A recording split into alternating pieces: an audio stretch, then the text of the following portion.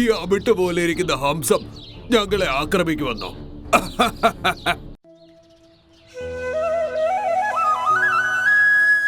ഒരു ഹംസിനിക്ക് 3 കുട്ടികൾ ഉണ്ടായിരുന്നു. 3 അരുമയായ കുട്ടികൾ.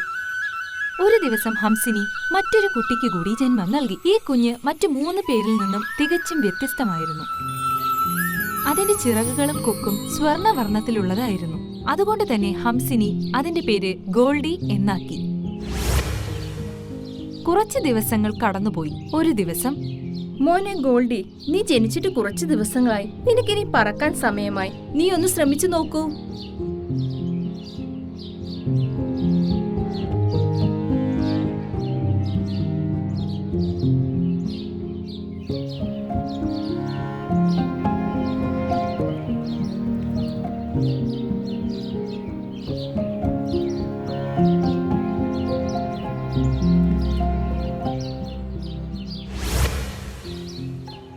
അമ്മേ, ഞാൻ വായുവിൽ എത്ര തവണ ചിറകിട്ടടിച്ചിട്ടും എനിക്ക് ആകാശത്തേക്ക് ഉയരാൻ സാധിക്കുന്നില്ല. എന്റെ ചിറകുകൾ യഥാർത്ഥ സ്വർണം കൊണ്ടുള്ളതാണ്. ജീവിതകാലം മുഴുവൻ എനിക്ക് പറക്കാൻ സാധിക്കുമെന്ന് തോന്നുന്നില്ല.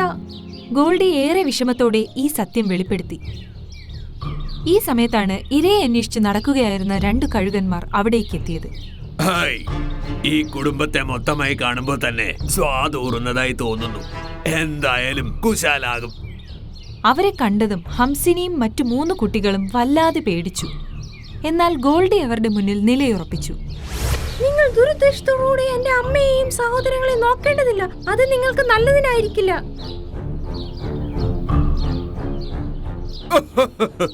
ഈ അമിട്ട് പോലെ ഇരിക്കുന്ന ഹംസം ഞങ്ങളെ ആക്രമിക്കുമെന്നോ? ഈ പരിഹാസം കേട്ടപ്പോൾ ഗോൾഡിക്ക് ദേഷ്യം വന്നു. അവൻ തന്റെ കൊക്കുകൊണ്ട് ആ 2 കഴുകന്മാരെയും ആക്രമിക്കാൻ തുടങ്ങി. അവന്റെ കൊക്കിൽ നിന്നും ഒരു തരത്തിലുള്ള കറണ്ട് പ്രവഹിക്കുവാൻ തുടങ്ങി. അതേറ്റ് 2 കഴുകന്മാരുടെയും അവസ്ഥ പരിതാപകരമായി. ഇതിനെന്തോ മന്ത്രശക്തിയുണ്ട്. ഇത് കറണ്ട് അടിപ്പിക്കുന്നുണ്ട്. കഴുകന്മാർ പെട്ടെന്ന് രക്ഷപ്പെട്ട് പറന്നു കളഞ്ഞു. കുടുംബം സന്തുഷ്ടരായി. ഇതിന്റെ അർത്ഥം നിന്റെ കൊക്കിന് ദിവ്യശക്തി ഉണ്ടെന്നാണ്. നിനക്ക് ദേഷ്യം വരുമ്പോൾ അതിലൂടെ കറണ്ട് വരും. ഇത് കേട്ടപ്പോൾ ഗോൾഡിക്ക് സന്തോഷമായി. അവൻ പറഞ്ഞു, അത് നന്നായി. എനിക്ക് പറക്കാൻ കഴിയില്ലെങ്കിലും കുടുംബത്തിന്റെ കാവലാളായി ഇരിക്കാൻ കഴിയുമല്ലോ. അടുത്ത ദിവസം ഹംസിനി ഗോൾഡിയെ തനിച്ചാക്കി മറ്റു 3 കുട്ടികളോടൊപ്പം ആഹാരം അന്വേഷിച്ചിറങ്ങി. വൈകിട്ടോടെ ഭക്ഷണം ശേഖരിച്ച് 4 പേരും മടങ്ങിയെത്തി. ഹംസിനി താൻ തേടിക്കൊണ്ടുവന്ന ആഹാരത്തിന്റെ പകുതി ഗോൾഡിയുടെ മുന്നിലേക്ക് വെച്ചു. മക്കളെ, നിങ്ങൾ തേടിക്കൊണ്ടുവന്ന ആഹാരത്തിൽ നിന്ന് കുറേശ്ശെ നിങ്ങളുടെ സഹോദരന് കൊടുക്കൂ. അങ്ങനെ അവന്റെ പങ്കു തികയ്ക്കൂ. പക്ഷേ അമ്മേ, ഞങ്ങൾ എന്ത് കഷ്ടപ്പെട്ടാണ് ഈ ആഹാരം തേടിപ്പിടിച്ചത്?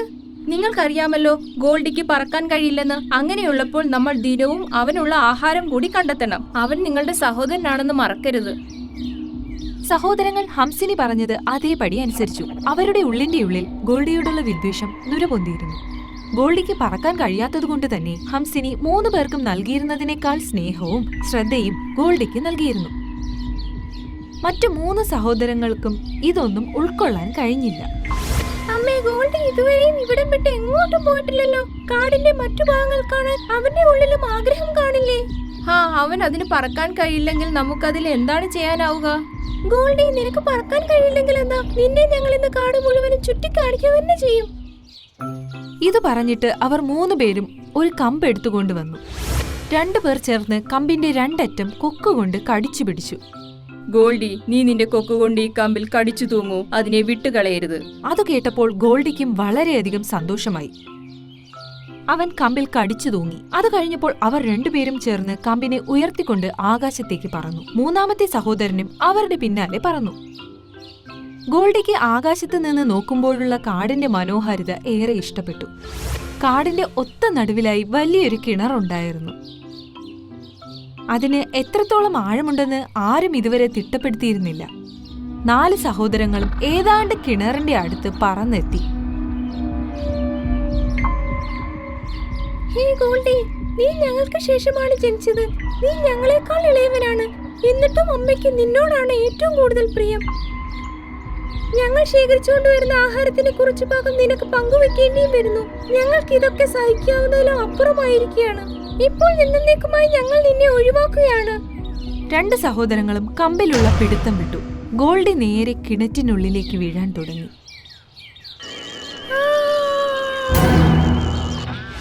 ഇതിനുശേഷം 3 സഹോദരങ്ങളും കരഞ്ഞു വിളിച്ചുകൊണ്ട് ഹംസിനിയുടെ അടുത്തേക്ക് പോയി. ഇത് കണ്ടപ്പോൾ ഹംസിനിക്ക് ആകെ ആശങ്കയായി. ഞങ്ങൾ 3 പേരും ഗോൾഡിയുമായി നദിയുടെ മുകളിലൂടെ പറക്കുകയായിരുന്നു. അവൻ അവിചാരിതമായി വായി തുറന്നത് കാരണം പിടിവിട്ട് നദിയിലേക്ക് വീണു. ഞങ്ങൾ അവനെ രക്ഷിക്കാൻ ആവതും ശ്രമിച്ചു. എന്നാൽ അവൻ നദിയിൽ മുങ്ങി താഴ്ന്നുപോയി. വാർത്ത കേട്ട് ഹംസിനിക്ക് വളരെയധികം ദുഃഖമുണ്ടായി. അവളുടെ കണ്ണുകളിൽ നിന്ന് കണ്ണുനീർ ധാരയായി ഒഴുകാൻ തുടങ്ങി. എന്നാൽ മറുവശത്ത് ഗോൾഡൻ കിണറ്റിലേക്ക് വീണുവെങ്കിലും അവിടെ നിന്ന് മറുവശ കാഴ്ച അവനെ ഏറെ അത്ഭുതപ്പെടുത്തി. കിണറിനപ്പുറം ഭൂമിക്കടിയിലായി ഏറെ മനോഹരമായൊരു കാടുണ്ടായിരുന്നു. അവിടെ വെച്ച് അവനൊരു മുയലിനെ കണ്ടുമുട്ടി. അല്ല, നീ ആരാ? നീ എന്താണ് ഇവിടെ ചെയ്യുന്നത്? ഇത് കേട്ട ഗോൾഡി നടന്നതെല്ലാം അവനോട് പറഞ്ഞു. എന്തു ദുഃഖകരമായ കാര്യമാണ്. നിന്റെ സ്വന്തം സഹോദരങ്ങൾ കൊല്ലുവാനായി കിണറ്റിലേക്ക് എറിഞ്ഞു വന്നോ? നീ വിഷമിക്കണ്ട. ഇവിടെ നിനക്കുള്ള എല്ലാ ചികിത്സയും നടക്കുകയും ചെയ്യും. നിനക്ക് വീട്ടിലേക്ക് തിരിച്ചു പോകാനുമാകും. ഇത് പറഞ്ഞിട്ട് അവൻ ഉച്ചത്തിൽ ജംബോ ആനയെ വിളിച്ചു. വിളി കേട്ടതും അതവിടേക്ക് വന്നു. നിന്റെ കൊക്കുകൾക്ക് കറണ്ട് അടുപ്പിക്കുവാനുള്ള ശക്തിയുണ്ട്, പക്ഷെ ചിറകുകൾക്ക് ഭാരം കൂടുതലാണ്. ഇതു കാരണം നിനക്ക് പറക്കാൻ കഴിയില്ല. ശരി, ഞാൻ അതിനെ ചികിത്സിച്ച് ശരിയാക്കി തരാം. ഞാൻ എന്നും അങ്ങയോട് കടപ്പെട്ടിരിക്കും. ഇത് കേട്ട് ജംബോ തന്റെ തുമ്പിക്കൈ കൊണ്ട് ഗോൾഡിയുടെ ചിറകുകളെ ഒരു പ്രാവശ്യം തഴുകി. തന്റെ സ്വർണ്ണവർണ്ണ ചിറകുകൾ മനോഹരമായ ചുവപ്പ് ചിറകുകളായി മാറി. അവന് വായുവിലേക്ക് ഉയരാനും സാധിച്ചു. ഹായ്, എനിക്കിപ്പോൾ പറക്കാൻ കഴിയുന്നുണ്ട്. വളരെ വളരെ നന്ദി ജംബോ. അതൊന്നും വലിയ കാര്യമല്ല. Most welcome. ഞാൻ ഇനി മടങ്ങുന്നു. അമ്മ എന്നെ കാണാതെ ഏറെ വിഷമിക്കുന്നുണ്ടാവും. അവരോട് യാത്ര ചോദിച്ചിട്ട് അവൻ വീട് ലക്ഷ്യമാക്കി പറന്നു. മറുവശത്ത് കഴുകന്മാർ ഗോൾഡിയുടെ കുടുംബത്തെ ആക്രമിക്കുവാൻ തയ്യാറായി നിന്നു. നിങ്ങളെ രക്ഷിക്കാനുള്ളവരും പോയി കഴിഞ്ഞു. ഇനി ഞങ്ങൾക്കുള്ള സദ്യ ഒരുങ്ങിക്കഴിഞ്ഞു എന്ന് നിങ്ങൾ മനസ്സിലാക്കണം. നമ്മൾ ഗോൾഡിയെ കിണറ്റിട്ട് കൊല്ലാൻ ശ്രമിച്ചില്ലായിരുന്നുവെങ്കിൽ അവൻ ഈ ദുഷ്ടന്മാരായ കഴുകന്മാരിൽ നിന്ന് നമ്മളെ രക്ഷിക്കുമായിരുന്നു. നീ എന്താണ് ഈ പറയുന്നത്? അതെ അമ്മേ, ഞങ്ങളോട് ക്ഷമിക്കണം. ഞങ്ങൾക്ക് ഞങ്ങളുടെ സഹോദരനോട് അസൂയായിരുന്നു. അതുകൊണ്ട് ഞങ്ങൾ അവനെ കൊല്ലുന്നതിനായി കിണറ്റിലേക്ക് എറിഞ്ഞു. ഇപ്പോൾ ഞങ്ങൾക്ക് ചെയ്തു പോയ തെറ്റിൽ കുറ്റബോധം തോന്നുകയാണ്. ഇനി നീ മരിക്കാൻ തയ്യാറായിക്കൊള്ളൂ. ഞാൻ ജീവനോടെ ഇരിക്കും കാലം നിങ്ങൾക്ക് എന്റെ കുഞ്ഞുങ്ങളെ തൊടാൻ പോലും സാധിക്കില്ല. ഇത് പറഞ്ഞിട്ട് ഹംസിനി കുട്ടികൾക്ക് മുന്നിൽ മറയായി നിന്നു. അതൊരു പ്രശ്നമല്ല. അങ്ങനെയാണെങ്കിൽ ആദ്യം നിന്നെ തന്നെ തീർക്കാം. 2 കഴുകന്മാരും മുന്നോട്ട് നീങ്ങാൻ തുടങ്ങിയതേയുള്ളൂ. ആ സമയം ഗോൾഡി അവരുടെ മുന്നിലേക്ക് പറന്നിറങ്ങി. ഭഗവാനെ, ഇവൻ എങ്ങനെ തിരിച്ചു വന്നു? ഗോൾഡി തന്റെ മാന്ത്രിക ശക്തിയുള്ള കൊക്കുകൊണ്ട് ഓരോ കഴുകനെയായി ആക്രമിക്കുവാൻ തുടങ്ങി. 2 പേരുടെയും ശരീരത്തിൽ നന്നായി കറണ്ട് അടുപ്പിച്ചു. കറണ്ട് കൊണ്ടുള്ള ശക്തമായ ആക്രമണത്തിൽ 2 പേർക്കും പിടിച്ചു നിൽക്കാൻ പറ്റില്ലെന്ന നില വന്നു. രക്ഷപ്പെടൂ! ഇവിടെ നിന്ന് വേഗം രക്ഷപ്പെടൂ, അല്ലെങ്കിൽ ഇവൻ കറണ്ട് അടുപ്പിച്ച് നമ്മളെ കൊല്ലും. 2 പേരും അവിടെ നിന്ന് നിലവിളിച്ചുകൊണ്ട് പറന്നുപോയി. സഹോദര, ഞങ്ങളോട് ക്ഷമിക്കൂ. നിന്നെ കൊല്ലാനാണ് ഞങ്ങൾ അവിടെ തള്ളിയത്. പക്ഷേ ഇന്ന് നീ വന്നില്ലായിരുന്നുവെങ്കിൽ ഞങ്ങൾ ആരും ജീവനോടെ ഉണ്ടാകില്ലായിരുന്നു. എന്റെ പ്രിയപ്പെട്ട സഹോദരന്മാരെ, നിങ്ങളുടെ തെറ്റുകൊണ്ടാണ് എനിക്കിന്ന് പറക്കാൻ സാധിക്കുന്നത്. നിങ്ങളോടൊക്കെ ഞാൻ ക്ഷമിച്ചിരിക്കുന്നു. എന്റെ പ്രിയപ്പെട്ട കുഞ്ഞെ, വരൂ, എന്നെ ആലിംഗനം ചെയ്യൂ. ഹംസിനി അവനെ കെട്ടിപ്പിടിച്ചു. അതിനുശേഷം ഗോൾഡി ഉണ്ടായ കഥകളെല്ലാം അവളെ കേൾപ്പിച്ചു. അന്നു മുതൽ അവർ ഒരുമിച്ച് സന്തോഷത്തോടെ കഴിയാൻ തുടങ്ങി. നമ്മൾ രണ്ടും സ്വർണ്ണപ്പക്ഷിയാ, ഈ കാട്ടിലെ സുന്ദരി പക്ഷികൾ. നമ്മൾ തമ്മിൽ മാത്രമേ സുഹൃത്തുക്കളാവാൻ പാടുള്ളൂ. ആ സാധാരണപ്പെട്ട പക്ഷികൾക്ക് നമ്മളുടെ സുഹൃത്താവാൻ അർഹതയില്ല. ദൂരെ ഒരു കാടുണ്ടായിരുന്നു. അവിടെയാണ് സ്വർണ്ണപ്പക്ഷി ജീവിച്ചിരുന്നത്. അവളുടെ പേര് അവളുടെ ചിറകിന്റെ സൗന്ദര്യം കൊണ്ടാണ് കിട്ടിയത്. ആ കാട്ടിലെ തന്നെ ഒരുപാട് സൗന്ദര്യമുള്ള പക്ഷിയായിരുന്നു അവൾ. ഒരു ദിവസം സ്വർണപക്ഷി കൂട്ടുകാരികളായ നീലിപക്ഷിയോടൊപ്പവും ടീനുപക്ഷിയോടൊപ്പവും വൈകുന്നേരം കളിക്കുകയായിരുന്നു. അവർക്കറിയില്ലായിരുന്നു ഒരു കഴുകൻ പിന്നാലെ വന്ന് അവരെ വേട്ടയാടാൻ വേണ്ടി അവിടെ പറന്നു വരുന്നുണ്ടെന്ന്.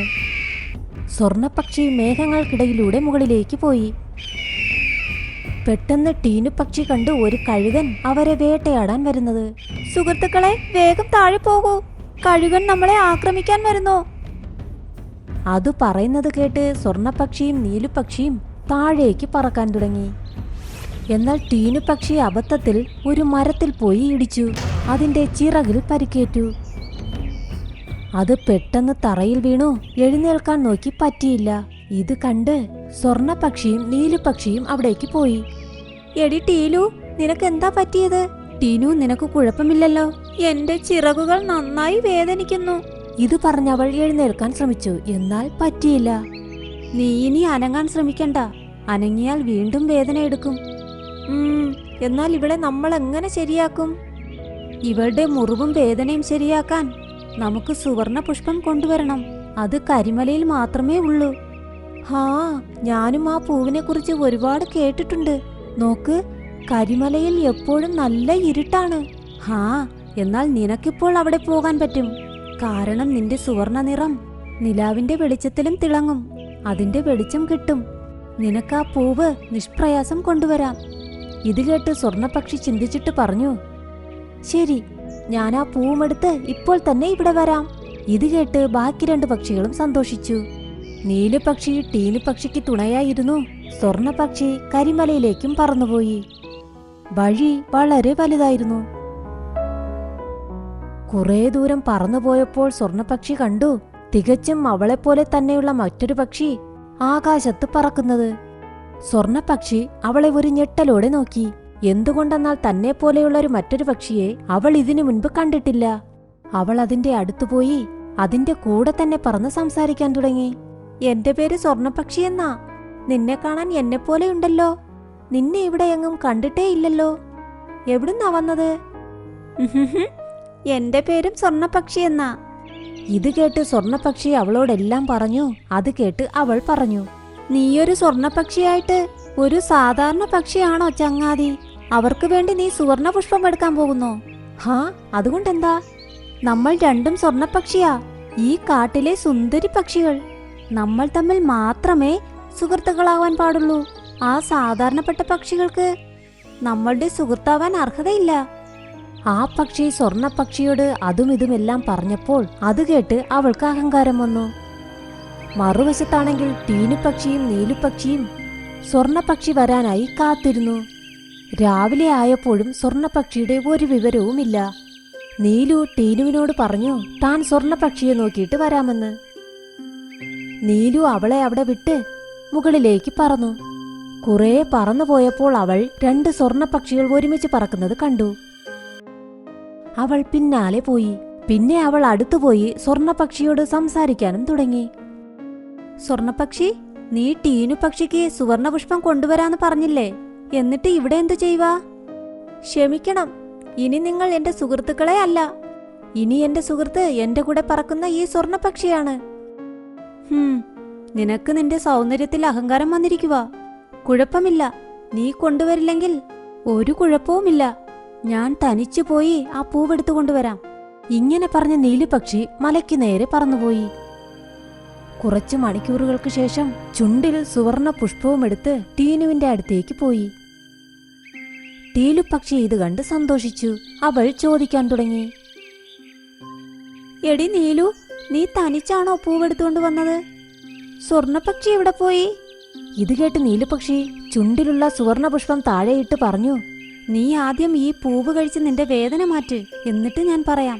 ടീലു ആ പൂവിന്റെ ചില ഇതളുകൾ കഴിച്ചു. അത് കഴിച്ചതും ടീലുപക്ഷിയുടെ വേദന അപ്പോൾ തന്നെ മാഞ്ഞുപോയി.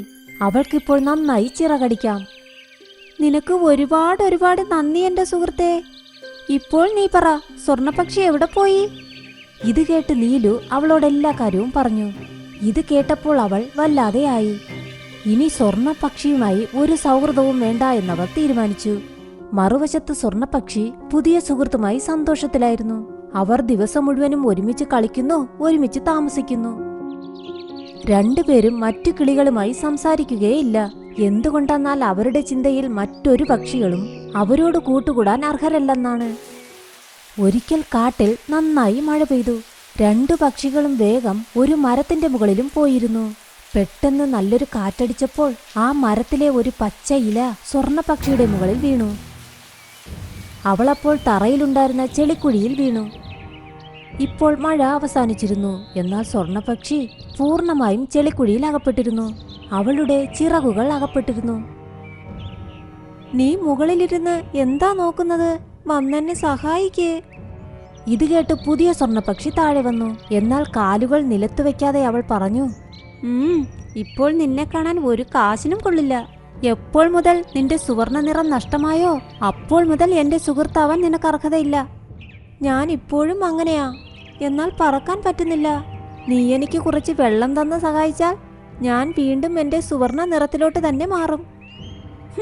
നീ ഇപ്പോൾ അതിന് എന്റെ സുഹൃത്തേ അല്ലല്ലോ. പിന്നെന്തിനാ ഞാൻ നിനക്ക് വേണ്ടി വെള്ളം കൊണ്ടുവരുന്നത്? ആർക്കറിയാം, വെള്ളം ഒഴിച്ചു കഴിഞ്ഞാലും നിന്റെ സൗന്ദര്യം തിരിച്ചു കിട്ടി നീ പഴയതുപോലെ ആകുമെന്ന്. ഞാനതുകൊണ്ട് പോവുക. ഇങ്ങനെ പറഞ്ഞത് പറന്നുപോയി. അപ്പോൾ സ്വർണപക്ഷിക്ക് തന്റെ പഴയ കൂട്ടുകാരെ ഓർമ്മ വന്നു. എന്നാൽ അതിന്റെ ചിറകുകൾ അകപ്പെട്ടിരിക്കുന്നു. അതുകൊണ്ട് അവൾക്ക് പറക്കാൻ പറ്റില്ല. ഒരുപാട് നേരം വരെ അവൾ ഈ അവസ്ഥയിൽ തറയിൽ തന്നെ കിടന്നു. കുറച്ചുനേരം കഴിഞ്ഞപ്പോൾ നീലുപക്ഷിയും ടീലുപക്ഷിയും അതുവഴി പറന്നു വന്നു. അവർ അവളെയും കണ്ടു. അവളെ കണ്ട് രണ്ടുപേരും അവളുടെ അടുത്തേക്ക് പോയി. അയ്യോ, നീ എങ്ങനെയാ ഈ ചെളിക്കുഴിയിൽ അകപ്പെട്ടത്? നീ എങ്ങനെ ഇതിൽ വീണു? ടീനുപക്ഷി, നീലുപക്ഷി, നിങ്ങൾക്കെന്നെ മനസ്സിലായില്ലേ? ഞാൻ സ്വർണപക്ഷിയാ. എന്നാലും നിനക്കെങ്ങനെ ഈ അവസ്ഥ വന്നു? നിന്റെ കൂട്ടുകാരി എവിടെ പോയി? ഇത് കേട്ട് സ്വർണപക്ഷി മാപ്പും ചോദിച്ച് അവരോടെല്ലാ കാര്യങ്ങളും പറഞ്ഞു. നീലുപക്ഷി പറഞ്ഞു, അഹങ്കാരത്തിലായിരുന്ന നിനക്കിപ്പോൾ മനസ്സിലായോ? ഞങ്ങൾക്ക് നിന്റെ അത്ര സൗന്ദര്യമില്ല അല്ലേ? സംസാരിക്കാൻ പോലും അർഹരല്ല അല്ലേ? ഇപ്പോൾ കണ്ടോ എവിടെ അവൾ? ഇപ്പോൾ നിനക്ക് അർഹത മനസ്സിലായോ? ഞാൻ വളരെ വലിയ തെറ്റ് ചെയ്തു. ഇനി ഞാൻ ഒരിക്കലും മറ്റുള്ളവരെ കുറവായി കാണില്ല. ഇത് കേട്ട് നീലുപക്ഷിയും ടീലുപക്ഷിയും ഒരു ചെറിയ മരക്കഷ്ണം എടുത്തുകൊണ്ടുവന്ന് സ്വർണപക്ഷിയോട് അവർ അതിൽ മുറുകെ കടിക്കാൻ പറഞ്ഞു. എപ്പോൾ സ്വർണപക്ഷി ആ വിറകിൽ ശക്തിയായി കടിച്ചോ ആ വിറകിന്റെ രണ്ടു വശത്തായി നീലുപക്ഷിയും ടീലുപക്ഷിയും തന്റെ കാലുകൾ കൊണ്ട് മുറുകെ പിടിച്ച് അവളെയും കൊണ്ട് ആകാശത്തേക്ക് പറന്നു. കുളത്തിന്റെ അടുത്ത് വന്നപ്പോൾ അവളെ അവർ വെള്ളത്തിൽ മുക്കി. പിന്നെ വീണ്ടും അവളെ മുകളിലേക്ക് പൊക്കി. ഇങ്ങനെ ചെയ്തപ്പോൾ അവളുടെ ശരീരത്തിലും ചിറകിലും ഉണ്ടായിരുന്ന ചെളിയെല്ലാം പോയി. അവൾക്ക് വീണ്ടും സൗന്ദര്യം തിരിച്ചു കിട്ടി. പറക്കാനും തുടങ്ങി. അത് കഴിഞ്ഞ് രണ്ടുപേരുടെയും കൂടെ അവളും പോയി. അവർ ഒരുമിച്ച് കളിക്കുകയും ചെയ്തു.